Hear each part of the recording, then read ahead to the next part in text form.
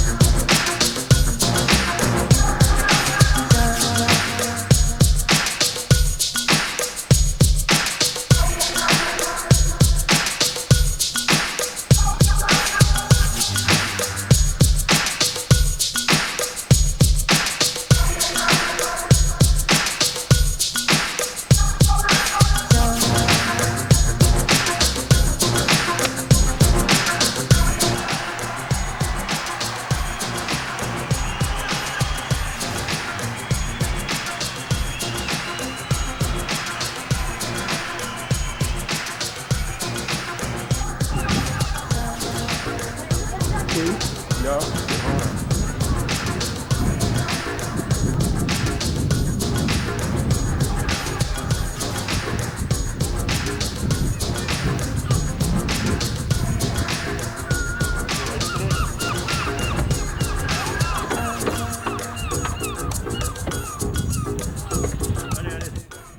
Regardez, monsieur Michel, au niveau acoustique, au niveau acoustique, ça fait comme vous voyez dans les films de fiction, même dans les films de sous-marins, on cherche les vents de poisson. Sitôt qu'il y a un vent de poisson qui se présente devant, on entend au niveau ultrason, on entend la distance apparaître.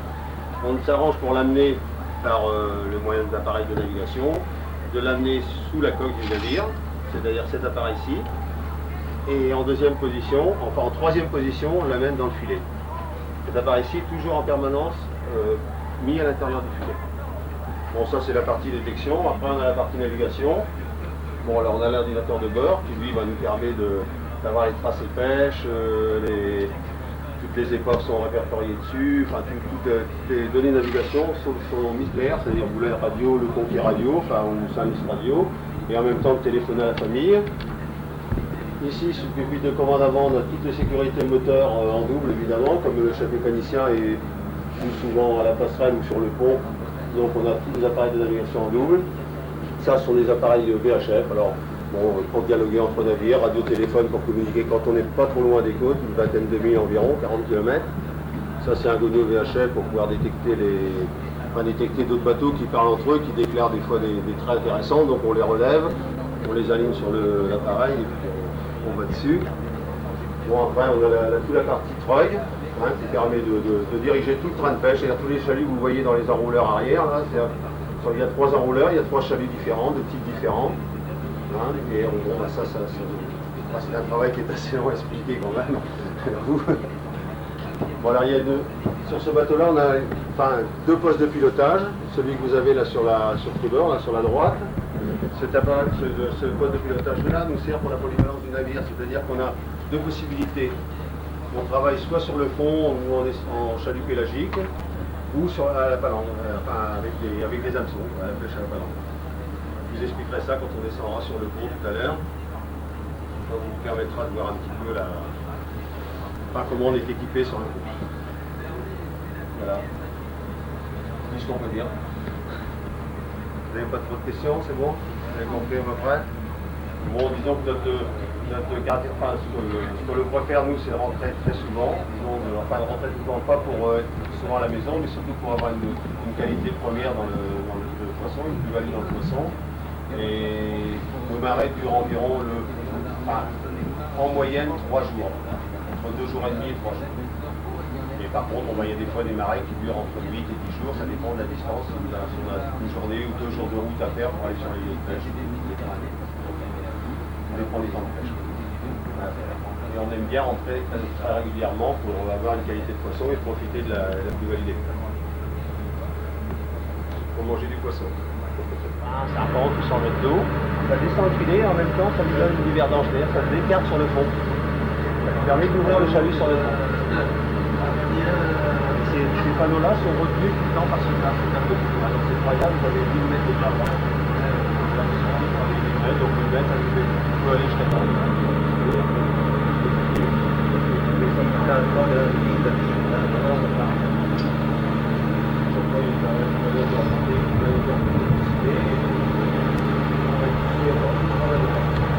Moi, je vais juste m'occuper du haut, simplement, on doit faire du haut et après, c'est l'équipage qui le travail. On va descendre par la petite échelle là, on ira dans les aménagements en face. On finit la pêche, on va faire un peu d'aménagement. Allez-y.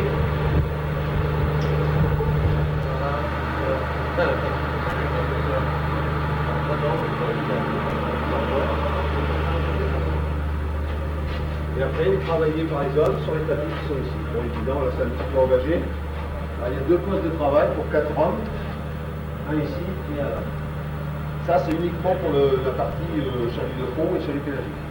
Tout ce qui sert, ce qu'on a vu avec les appareils de détection et tout ça. Bon, de là, c'est trié, dans les petits bacs que l'on voit là. Trié, des caisses là-bas. Il y en a une devant là-bas, qui fait environ 28 kg. Vous avez plein de pompes sur les tapis et ça va sur l'avant du bateau là-bas.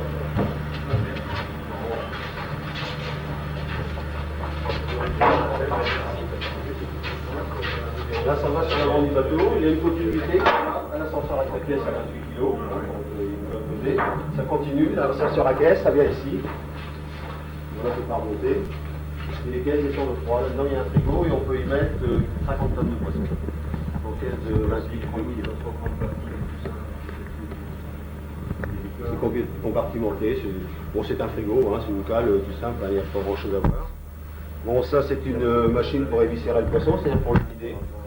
Donc on a des poissons de taille à filtrer, on éviscère, donc c'est pas il y a une chaîne de travail, c'est lavé, on a descendu également dans la salle.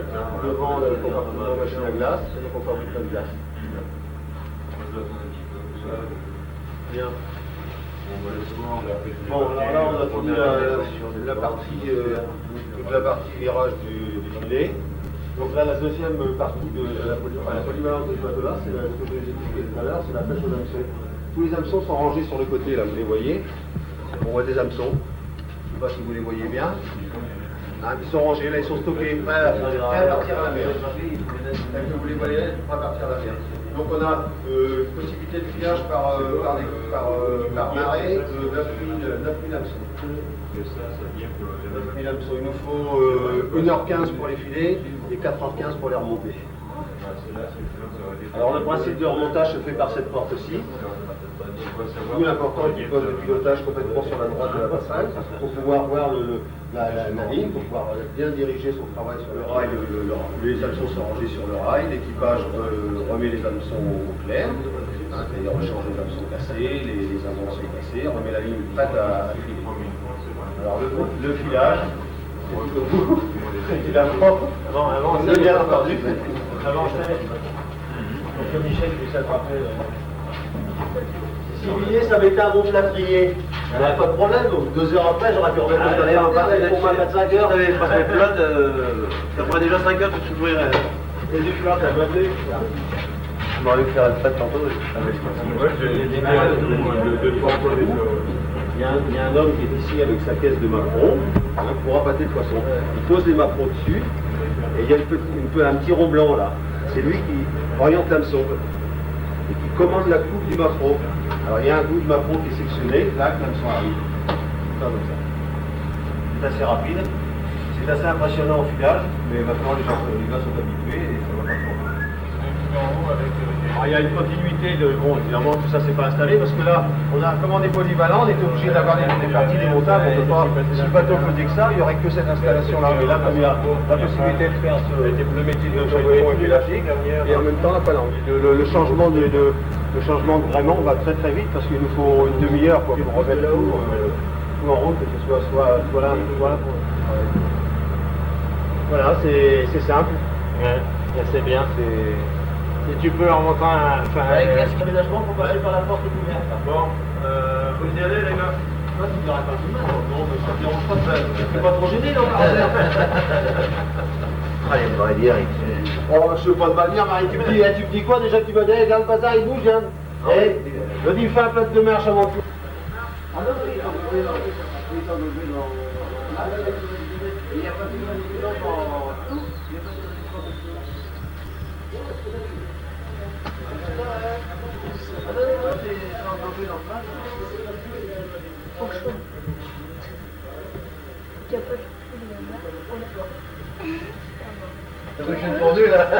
Et donc,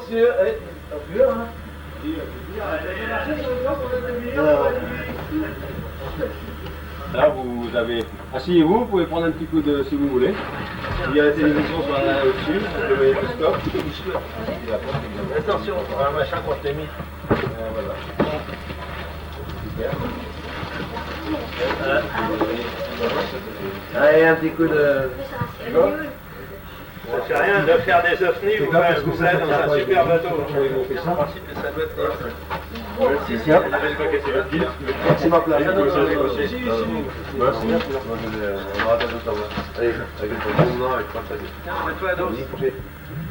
Allez. Il y en a le petit là, ouais. Le petit là qu'on voit pas. Eh oh le petit. Ouais. Allez, je Il n'y a prends. pas un coup de soleil sur le pic là. Allez. Voilà, c'est bon. Bon, alors c'est là où on mange, on vit, c'est pas grand, hein, c'est évident, on est quand même 9 personnes à bord. Mais de toute façon il y a toujours deux personnes en permanence à la passerelle. Hein. Donc, ça fait 7 personnes en bas et bon, bah, ça se passe très bien, c'est des bateaux quand même très très confortable. Très agréable à vivre. Super. Évidemment à côté d'un ovni, Michel, c'est l'engin. Ils ont été les premiers, là, ceux-là, là, les 4. Tu sais, on serait peut-être bien content un jour d'en trouver un pour se tirer d'affaire. Moi, je te souhaite de trouver le leur. Il tenait bien la mer. Il est bien la mer. Tu verras d'ailleurs, enfin, je ne peux pas trop préjuger du travail de caméraman, mais comme je le connais, ça m'étonnerait que ça soit mauvais. C'est jamais bien terrible. On aura droit à un 29. Allez, je vous emmène. Ah oui, j'explique que le moteur principal, il y a derrière, il y a tout cassé. Je le dis.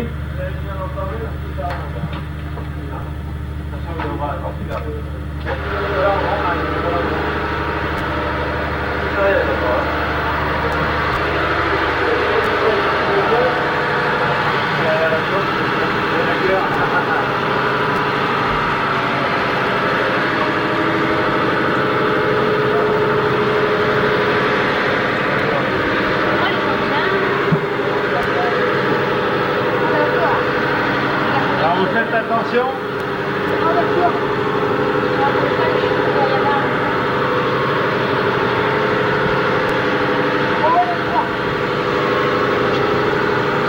On ne touche à rien.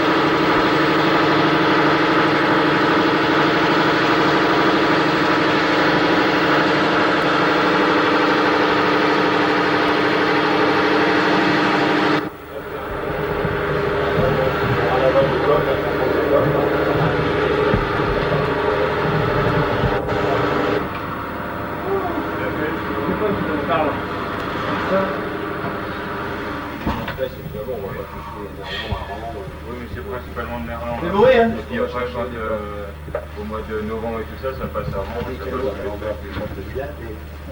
Ah, bonne base. de toute façon, on verra.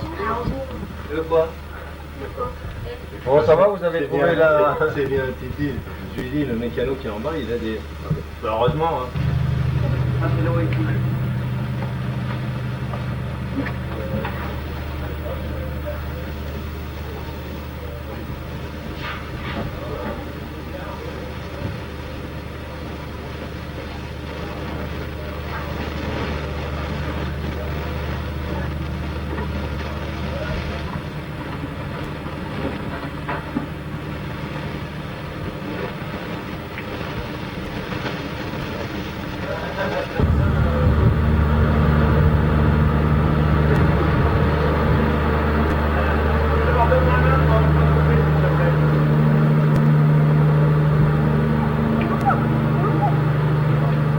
N'hésitez pas à prendre la main, Julien. Non, non, non, fais attention à ce que vous faites là, on fait pas les cons. Hein. Excusez-moi.